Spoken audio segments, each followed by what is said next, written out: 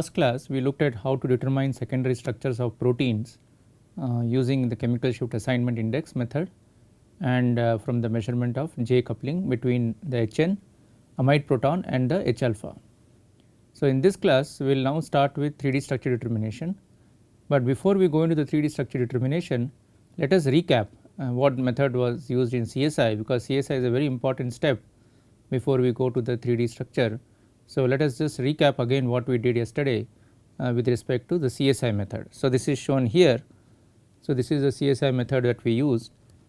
So, here for example, in this slide you can see that X, Y, Z are basically just denoted as the random coil chemical shifts of H alpha, C alpha and CO of an amino acid. So, consider for example any amino acid, it can be any of the 20 amino acids, and consider that the X, Y and Z are simply the values for the random coil chemical shifts of these 3 atoms. So, this is shown here. So, now what do we do in the CSI method is the following. So, for example, consider proton H alpha. So, for H alpha, let us say that this is the X value, this is the random coil value for a given amino acid. Then we look at this side, that is negative, less than minus 0.1 or greater than 0.1. So, this you can think of it as a boundary wherein if the chemical shift of any amino acid whichever we are looking at, for example, X could be lysine or X could be arginine or aspartic acid or any of those 20 amino acids. So, if you are looking at those 20 amino acids, then the chemical shift boundary is defined with respect to the random coil chemical shift of that amino acid. So, let us say lysine has a value of 4.33 ppm, then this will be 4.33 ppm. So, what we do is we look at this boundary which is 0.1 on this side, either side. So, if the chemical shift lies in this zone, then it is considered as a random coil. If the chemical shift lies beyond this line on the left side, that is it is less than minus 0.1, this means the difference. So, let me write this here, this is the actually the secondary chemical shift delta. So, delta basically is the secondary chemical shift here, where delta is essentially given as delta is delta observed minus the delta random coil. Okay. So, if the delta that is the delta observed minus delta random coil is less than minus 0.1 ppm, then it will lie in this zone, and if the delta is greater than 1.1 ppm like here delta, then it is in this right hand side zone. So, if the chemical shift of this amino acid observed value minus the random coil, that is this X value, if that turns out to be on this side, then for that amino acid we consider it is in the alpha helical structure, or if it lies on this side, that is this delta lies on this side, we consider it as a beta sheet. So, same thing applies to the C alpha. In the C alpha case also we can think of the random coil value as Y, and there is a boundary drawn on either side which is plus and minus 0.7 from the center. So, here we do not need delta, this is just the Y. Okay.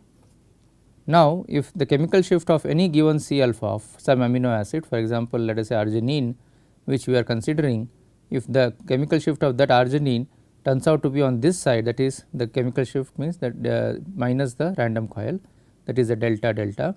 If it comes out on this side, then that particular arginine will be considered as alpha helix.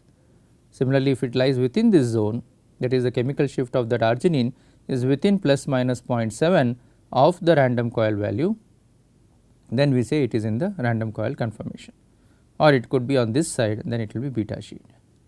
Similar thing will apply to carbonyl. There also we define a random coil value for every amino acid, and with respect to that we say that it is in alpha helix if it is on this side and beta sheet on this side, but remember the chemical shift has to be subtracted to get this delta. So, basically that is what is shown next. Now, we can see that suppose for any given amino acid you see that the chemical shift value lies somewhere here, that is the delta is somewhere here. For C alpha if the delta is somewhere here, and for CO if the delta delta is here, then all the 3 are on this side, which means all the 3 are telling us that that amino acid which we are considering is going to be in alpha helical form. It could be that all these 3 are actually in this zone. That means, whatever value you are observing for that amino acid, suppose it may happen that it is lying in within this boundary for all the 3, then we can say that this is a random coil structure for that amino acid. Or it could be on this side, all the chemical shift 3 of them have the value such that they lie on this side, right hand side of the random coil, then we can say it is in the beta sheet conformation. So, this is the general way of calculating the structure, not calculating, estimating the secondary structure of an amino acid in a protein by looking at its chemical shift values. So, but let us say that all 3 do not agree. So, this is something we looked at yesterday, that what happens if, let us say, that the H alpha for a given amino acid, let us say we are looking at some aspartic acid number 14 in my sequence, and there it says that the random coil value, that proton alpha is within the random coil value.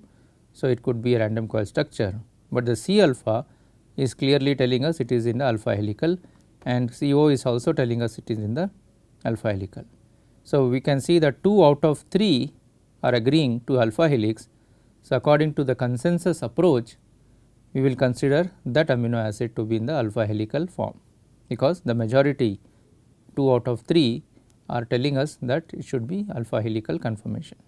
But what happens, suppose like this, let us say one says random coil, the second one says alpha helix, and carbonyl says beta sheet. What do we do in such cases? In such cases we can say that there is no consensus, all the 3 are disagreeing with each other, therefore, we will consider that amino acid to be in the random coil. So, that amino acid is not considered in alpha helix or beta sheet conformation, but is assigned a random coil conformation. So, this is basically the CSI method which we looked at. This was a recap, so that we understand it better. So, now let us move to the 3-dimensional structure determination part. So, 3-dimensional structure determination is typically the last step in a protein structure determination process by NMR, because after you determine the structure, you can then move on to determining the function of the protein, looking at interaction with ligand and all the other parameters. So, this is 3D structure determination, therefore, is almost the last step of the process. But remember, to obtain 3D structure, we have to go through all these steps. Most importantly, resonance assignment. Resonance assignment has to be done, completed before you go to 3D structure determination. So, let us see how we can do 3D structure solving by NMR. So, there are 2 broad methods today which can be used. So, one is a structure determination method or a process which is based on distance information. This is coming from the nuclear Overhauser effect. We have seen 2D NOESY and in the previous part of the course. In this part now we will take up 3-dimensional NMR NOESY experiment, but idea is to get the distance information based on this effect, and some more parameters are also acquired or needed sometimes to well define or define it in a precise manner. We will not go into detail of this particular parameter in this course, that is called residual dipolar coupling, but we will just give an information that that is sometime used for proteins which are very dynamic. J coupling is also used for structure determination, which is already we saw that you can determine the J coupling from HNHA, and that J coupling value is combined with distance information to get the 3D structure. Now, we can also avoid NOE and J coupling based approach, and we can directly use simple computational approaches, but which use NMR based chemical shifts. That means, the chemical shift what you get from assignments are still utilized, are still used, but we do not go through this process of NOE and J coupling measurements, because these are little cumbersome, especially the NOE part is not so easy, because there are a lot of peaks, lot of information that has to be properly analyzed. So, it is a time consuming process. So, what typically is done, that once you have NMR chemical shift backbone and side chain chemical shift assigned, and if the protein has some homology structure known in the database, then we do not have to go through this step and we can use some computational approaches to solve the structure. So, we will not go into this part in detail in this course, we will just briefly I will show you some software which are used today for calculating on based on computational approaches. Let us focus more in detail on the NOE based approach. So, what is done in that approach? So, now if you this is a very important point which you should note carefully that in NMR the 3D structure determination process is nothing but a model building.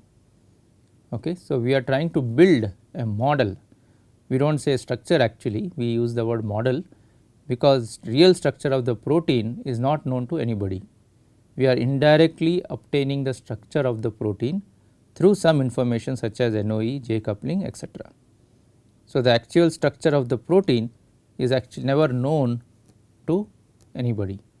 So, therefore, we are trying to construct a model and a proposed predicted model of the protein structure rather than the actual structure. So, although I keep using the word structure everywhere, please remember that the final structural confirmation whatever we obtain from NMR is just a model, it is just trying to represent the protein structure rather than actually being the structure itself. So, what is this model building? Let us see an illustration here. Now, let us say that you have some points, some arbitrary points A, B, C, D, E, and let us say you have given the distance between those 2 points, any 2 points. So, between A and B suppose you are given the distance as 3 angstroms, and between A and C also you are given this distance of 3 angstrom, between B and C is also 3 angstroms, and let us say you are told the distance between A and D is 5 angstrom, and between B and E is 5 angstrom, and finally between D and E is 3 angstrom. So, these are the distances or between 2 points which are given to you. Okay. Now, the question is how can you build a model which will fit the distance between the points, distances between these points. Okay. So, this is a point. So, this is like a puzzle, you are given point distances, show me a figure which will fit all the distances. So, one of the possible model or a figure could be this on the right hand side. So, here you see all the distances are satisfied between the atoms or the points. So, you can think of them as atoms or we can think of them as points. So, what have we done here? We have basically taken some set of distances between atoms or points, and based on those distances we have tried to build a model which has satisfied all the distances. Okay. So, this is precisely, this is exactly what we do in NMR based protein structure determination which uses NOE as shown here. The idea here is NOE gives you a set of distances between hydrogen atoms. So, these are A, B, C, D, E will be hydrogen atoms, and between 2 hydrogen atoms, any 2 hydrogen atoms I can get distance if it is less than 5 to 6 angstrom. That is, remember, that is the major point. NOE is only observed between 2 protons which are less than 5 to 6 angstroms. So, we try to get the distances of the protons from NOE, and based on those distances we try to find a structure of the protein which best fits the distances which are observed. So, this is the basic overall theme, and therefore, one should pay careful attention to what is happening here, and this is what we will further take it up now and see how it is done with the NOESY. Okay. So, now suppose instead of all these distances let us say I am missing 2 distances. For example, let us say I am missing these 2 distances. Okay. So, these 2 are not given to me, they are not there.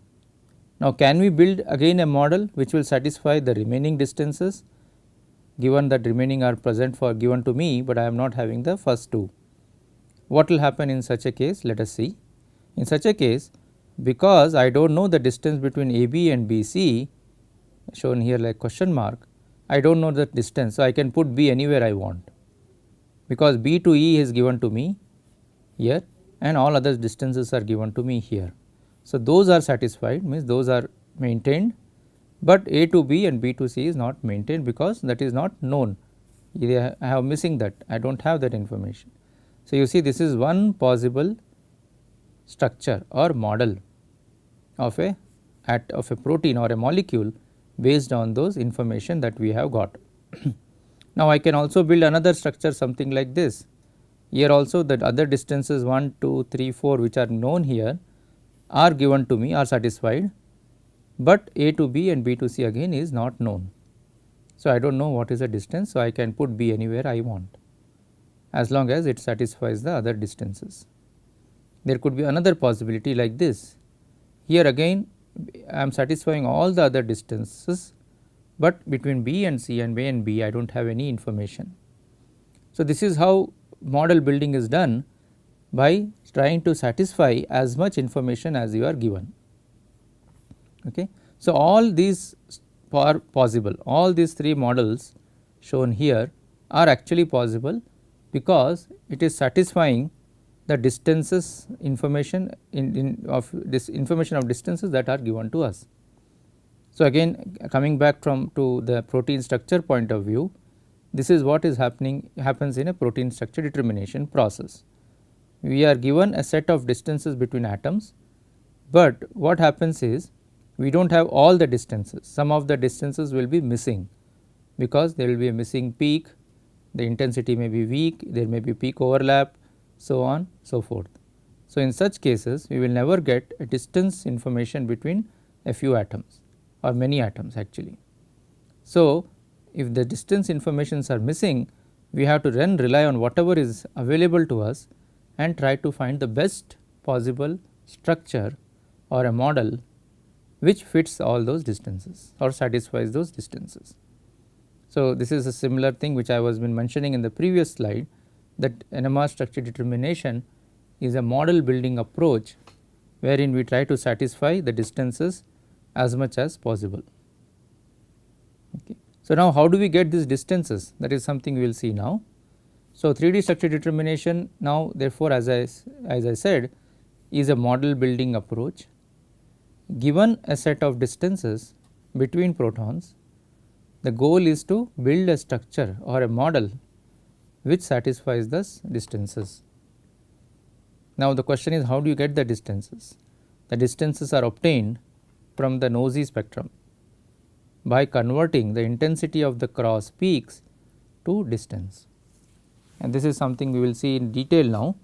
We have seen earlier that in a 2D NOESY spectrum, the distance intensity is proportional to the distance. How? Inversely proportional.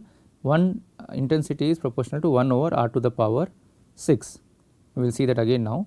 So, this is how we get from the intensity of the cross peak, we can extract the distance value between 2 atoms or 2 protons, and those distances can now be used to build the structure. Okay. So, remember those distances what we will get from NOESY is an approximate distance. Many times people think that these distances are exact values. No, that is not correct. There is no way to get exact distance between 2 atoms from NOESY, it is an approximation. Okay. So, we are trying to all get approximation and finally build a structure. So, this is basically a recap or overview again of the NOE effect, which we have already discussed in the earlier part of this course. So, this slide is a repetition from there. So, let us have a look at NOE again, because we did it quite long time back. So, let us refresh our understanding of what is NOESY. So, nuclear Overhauser effect is a phenomenon in which the signal of a proton is affected if another proton which is close in space. So, this is a point here, close in space is irradiated or inverted. So, if you look at this picture on the right side, if you have 2 protons which are close to each other, now close meaning between 5 to 6 angstroms, then if I perturb or do something to one hydrogen, the second hydrogen's population alpha to beta state is affected. Similarly, if I perturb the population of this hydrogen by a pulse, it will affect the population of this hydrogen. So, there is a population effect on each other by these 2 protons because of the perturbation to one of them. So, typically in the olden days we used to irradiate the RF pulse, the continuous irradiation was applied on a particular proton, and that resulted in affecting the nearby protons. but that is what is called steady state NOE, and that is not done nowadays. What we do is what is called as transient NOE, in which you invert, like written here, we invert the magnetization of both the protons, and when after inversion, when they go, that means they go to minus z, when they start coming back towards z, they start transferring polarization, that is the population, from one to another, and that transfer of polarization is captured as a NOE effect. So, we will see the pulse sequence shortly how it works. So, this is what is shown here, that if there are any two protons for a given proton, the radius of 5 to 6 Armstrong, any proton in that radius, the zone within this zone is affected if I do something to this hydrogen. Okay. So, this is basically the idea of NOE, and this is a through space effect. So, which means if you go back to this picture on here, these two red color hydrogen atoms are not connected by a bond, they need not be connected. If they are connected by a bond, then definitely there will be a interaction because they are close to each other, but if they are not connected also, like here you see there is a wavy structure shown here, just a schematic of a protein, they may be very far away, these two hydrogen in terms of the sequence. So, for example, let me write down here, this could be lysine number 6 and this could be arginine number 45. So, you see they are quite far away in terms of the sequence, but they are quite close in space. So, NOESY effect is due to the dipolar interaction between two spins or hydrogens close in space, and as I said, this can be therefore used to determine the proximity or distance between two hydrogen atoms. So, let us see how this is done. So, this is typically done from 2D NOESY. In a case of peptide, we will use 3D NOESY now in the proteins. I will show you how it works, but basically the idea is you take the intensity of a cross peak, whether it is 2D or 3D NMR, it does not matter, any cross peak between two hydrogen atoms is considered and converted into distance like this. Okay. So, now this intensity what we use or what we actually measure is proportional to the mixing time. We will talk about spin diffusion shortly, but what is this mixing time? If you recollect, if you recall in the pulse program, which will come again now, but if you recall for the time being, let me write down here, we had a 3 pulse experiment in NOESY. This was a 90-degree pulse, another 90-degree pulse, another 90-degree pulse, and we called this period in NOESY as T1 and we called this period as mixing time. So, this mixing time is what is mentioned here. Okay. So, this typically is of the order of 60 to 80 milliseconds in case of proteins, and for peptides we use a little longer mixing time. For peptides we go up to 200 millisecond, 250 milliseconds. So, that has to be optimized so that we can avoid this concept of spin diffusion, which I will show you shortly. And then from the intensity whatever we can get the distance information by using this formula. Of course, directly we can't use this formula, there is some calibration has to be done, and typically we use a reference distance if available, and from the reference distance we calculate the actual distance for some other unknown distances. So, we will see that we will not go into detail of those calibration approaches, there are a lot of technical details involved, but roughly qualitatively or broadly you can think of the distance getting from the distance is therefore related to intensity in this manner.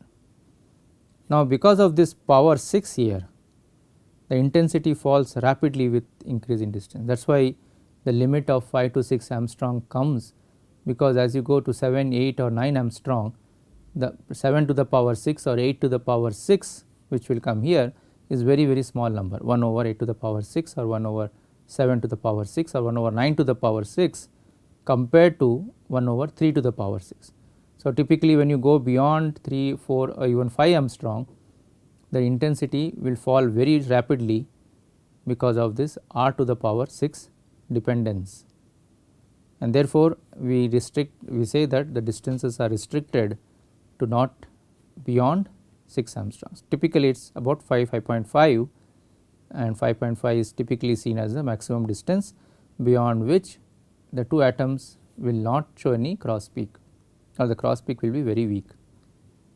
Okay. So, as I mentioned earlier above, that exact distance value can never be estimated from intensity, this is an approximation. So, it does not matter because we really do not need exact distances in protein. We are trying to build a model, a dynamic model of a protein, and therefore, exact distances can never be obtained and does not really is not required. So, as I was also telling that this formula I is proportional to 1 to divided by r to the power 6, we use in a with respect to a reference, and with respect to a reference if you do, so you can see here that if I know the distance of a reference, intensity of a cross peak between two reference atoms, and if I know the distance between those two atoms, then for my unknown distance can be obtained by simply using the intensity from the spectrum. Okay. So, by using this approach with respect to reference, I will be able to very nicely simply get the intensity. So, let me illustrate this here with a picture. So, imagine this is a NOESY spectrum, there is this cross peak between two atoms H1 and H2, let us call it these two, and suppose there is another peak here between some other peak H3 and H4. Okay. So, suppose we know the distance between H1 and H2, that we will call it as a reference. If you already know the distance, how can we know? Sometimes these two can be a part of a rigid structure where the distances are well known. For example, if I have an aromatic system, this proton and this proton, these are fixed, you cannot change much, whatever you do, the distances are quite fixed in the protein. So, if I take such two protons where cross peak is there, so I can take this intensity as a reference, and this intensity and distance also I know as a reference. So, I can use that formula here, and I know the intensity of this now, but I do not know this distance, this to this distance, and for that I will then use this formula, because I have three known parameters. I know the reference intensity, I know the reference distance, I know the intensity of between two atoms, but I do not know the distance. So, if I use this formula I can get the unknown distance. Okay.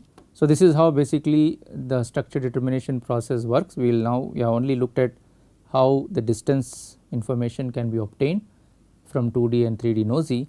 So, in the next class we will take up the actual 3D NOESY and how 3D NOESY experiments are built, because 3D NOESY is what we very regularly do in proteins, 2D NOESY is done only for peptides. So, we will look at the pulse sequence and other things in 3D NOESY, and from there we will take up how to determine the 3D structure.